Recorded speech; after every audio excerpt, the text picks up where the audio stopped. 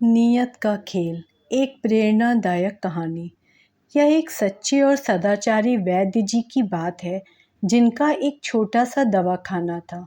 वे हर सुबह घर से निकलते समय अपनी धर्मपत्नी से एक चिट्ठी लेते, जिसमें घर की रोज़मर्रा के सामान की सूची होती थी।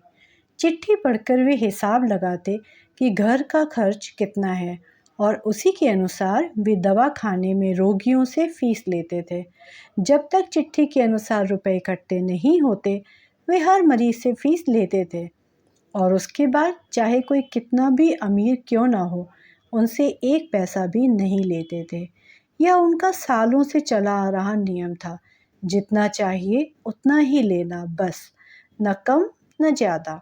एक दिन की बात है, सुबह वैद्य जी घर से निकले। उनकी पत्नी ने रोज की तरह चिट्ठी दी, लेकिन आज की चिट्ठी थोड़ी अलग थी। उन्होंने देखा कि रोजमर्रा के सामान के नीचे कुछ और लिखा है, बेटी की शादी के लिए विशेष सामान। वैद्य जी एक क्षण को ठिठक गए। उनका मन सोच में पड़ गया, इतना सारा खर्च आज कैसे निकलेगा? क्या इतने मरीज आएंगे? क्या इतना रुपया जमा हो पाएगा? मन में उलझन थी, पर उन्होंने चिट्ठी तय करके रख दी और काम में लग गए। तभी दोपहर के समय उनकी दवाखाने के बाहर एक कार आकर रुकी। उसमें से एक सज्जन उतरे और सीधे वैद्य जी के पास आए। बैठते ही बोले, पंडित जी, शायद आपने मुझे पहचाना नहीं। मेरा नाम देवधर है। बरसों पहले मैं एक बार यहाँ आया था। वैद्य जी ने ध्यान से देखा। चेहरा कुछ जाना पहचाना सा था, लेकिन स्मृति धुंधली थी। देवधर जी ने कहा, उस दिन मेरी कार यहीं बाहर खराब हो गई थी। ड्राइवर पंक्चर ठीक कर रहा था और मैं छांव की तलाश में आपके दवाखाने में आ गया।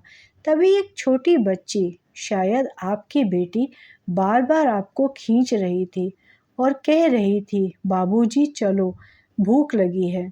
लेकिन आप मेरी ओर ध्यान दे रहे थे।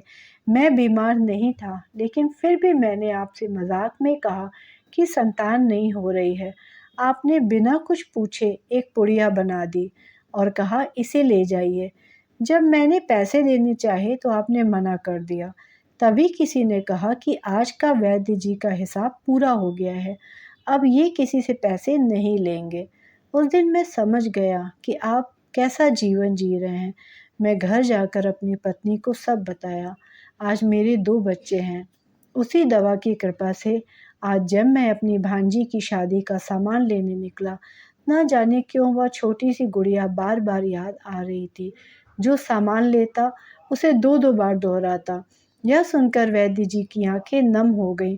उन्होंने कांपती आवाज में कहा, देवधर जी, आप यकीन नहीं करेंगे, आज ही मेरी पत्नी ने चिट्ठी में बेटी की शादी का सामान लिखा है। मैं सोच रहा था कि ये सब कैसे आएगा, और देखिए आप आ गए। देवधर जी ने भावुक होकर हाथ जोड़ लिए और कहा, जो दिल से सेवा करता है उसका साथ भगवान कभी नहीं छोड़ते। यह कथा हमें सिखाती है, अगर नीयत साफ हो, सेवा निष्काम हो और विश्वास बना रहे तो ऊपर वाला वक्त पर जरूर मदद करता है।